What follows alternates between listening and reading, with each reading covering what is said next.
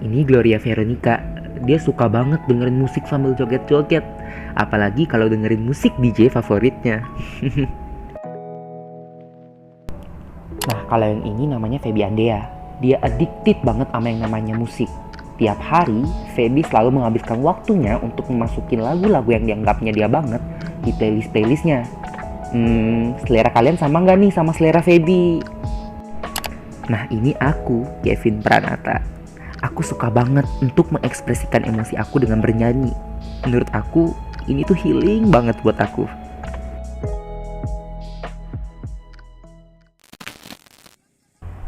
Dari semua kegemaran-kegemaran kami tadi, kami punya satu kesamaan.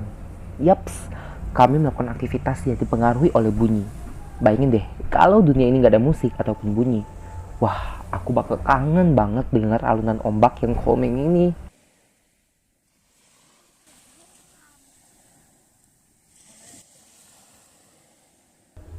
Anyways, kalian tahu nggak sih kenapa bunyi dapat dihasilkan?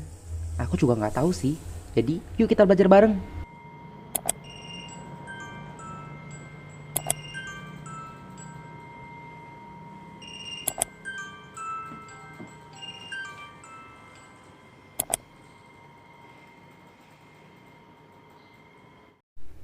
Kita sebagai pendengar mungkin hanya terganggu oleh beberapa bunyi saja. Tapi, bunyi ini pada dasarnya adalah dihasilkan dari getaran yang mengganggu atau menggetarkan udara yang ada di sekitarnya.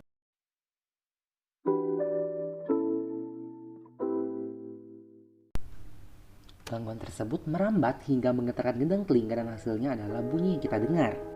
Sehingga dapat disimpulkan bahwa bunyi merupakan getaran yang merambat.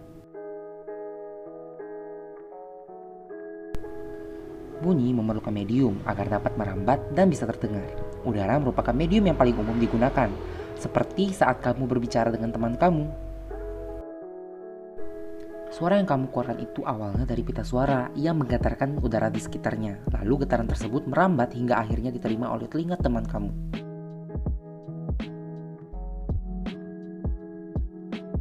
Tapi, bukan berarti udara hanyalah satu-satunya medium yang bisa menghantarkan suara. Benda padat dan cair pun dapat menjadi medium. Semakin rapat medium, semakin cepat pula bunyi dapat merambat. Pada prinsipnya, rumus cepat rambat bunyi adalah sebagai berikut. Seperti yang sudah dibahas tadi, kalau bunyi melalui medium perambatannya terlebih dahulu sebelum sampai ke gendang telinga. Nah, cepat rambatnya bunyi juga tergantung medium perambatannya. Cepat rambat bunyi dipengaruhi oleh mediumnya. Itulah mengapa suara di permukaan bumi dapat didengar dengan mudah. Karena di bumi terdapat medium perambatan bunyi, yaitu udara. Sementara di luar angkasa tidak ada medium perambatan ini. Bunyi tidak dapat merambat tanpa adanya medium, sehingga tidak bisa merambat di luar angkasa. Medium padat.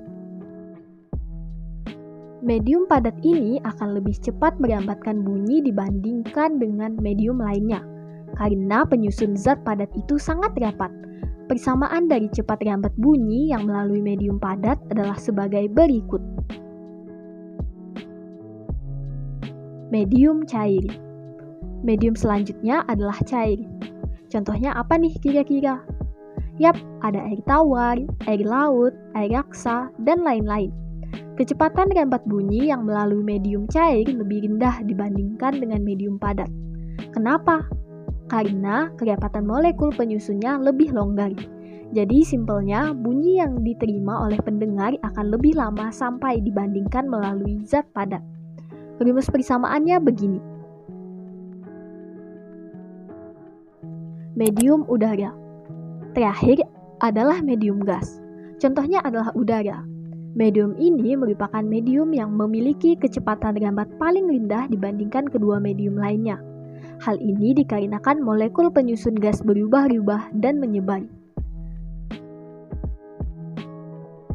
Apabila kamu sedang menonton YouTube dan memainkan video dari salah satu penyanyi favorit memainkan lagu terbaiknya, kamu akan terkesima ketika mendengar betapa indahnya lantunan bunyi yang keluar dari mulut sang penyanyi.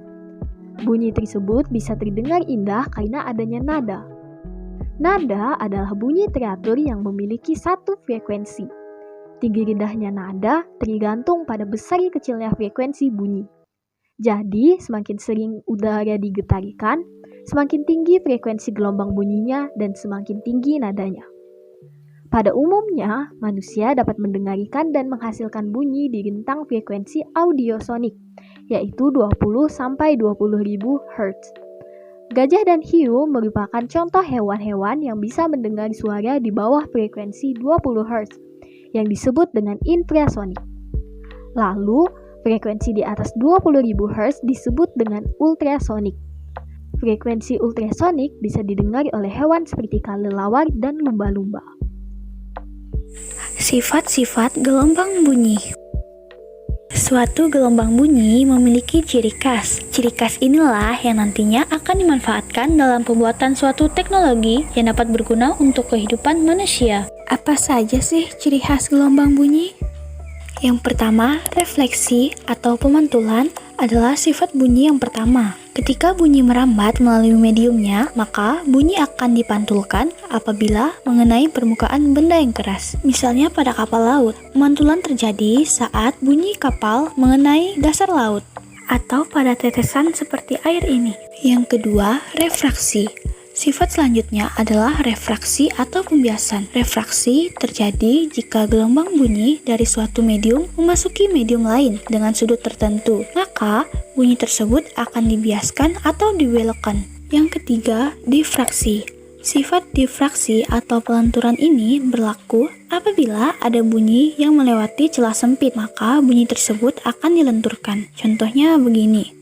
Ketika kamu dalam sebuah ruangan, kamu akan tetap mendengar suara dari luar ruangan karena bunyi bisa melewati celah-celah sempit. Yang keempat, interferensi atau perpaduan ini terjadi apabila ada dua bunyi yang saling padu. Kalau keduanya memiliki frekuensi yang sama, maka bunyi yang dihasilkan akan semakin kuat. Yang kelima, efek Doppler. Sifat yang satu ini bakal menjelaskan kalau ada sumber bunyi yang menjauhi atau mendekati pendengar, maka frekuensi yang didengar oleh si pendengar akan naik turun atau perubahan frekuensi.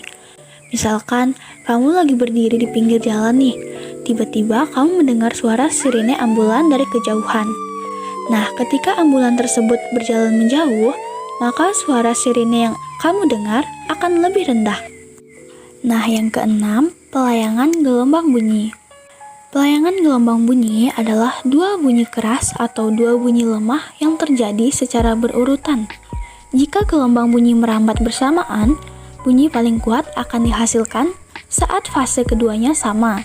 Jika kedua getaran berlawanan fase, maka akan menghasilkan bunyi paling lemah.